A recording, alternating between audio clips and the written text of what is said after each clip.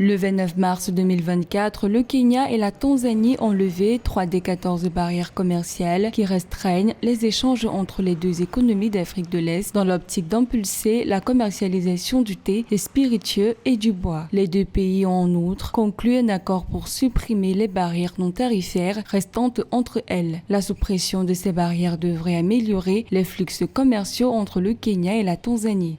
C'est quand même le lieu de rappeler qu'entre 2017 et 2021, ces deux pays ont eu des relations très difficiles en matière d'échange commercial aux frontières. Et donc, les chefs d'État d'alors s'étaient accordés pour avoir un nouveau cadre de relations commerciales au 1er janvier 2023. Et donc, la décision qui est prise aujourd'hui n'est rien d'autre que la résultante de cet accord.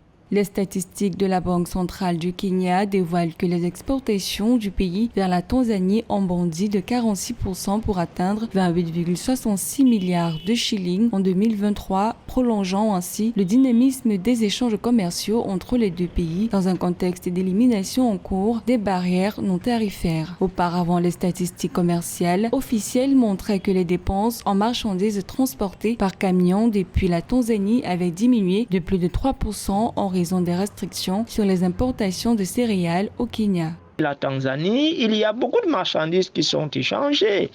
Le Kenya exporte vers la Tanzanie du savon, du fer, du thé, de l'alcool. La Tanzanie exporte vers le Kenya des produits comme les céréales, maïs et autres, les produits pétroliers qui passent par le port de Mombasa. Bien que le commerce bilatéral actuel entre les deux puissances d'Afrique de l'Est s'élève à 90 milliards de shillings, les chiffres pourraient être nettement plus élevés sans les barrières non tarifaires, notamment les réglementations restrictives, les exigences en matière de licence, les quotas, les embargos, les restrictions de change et les dépôts à l'importation, indiquent des économistes.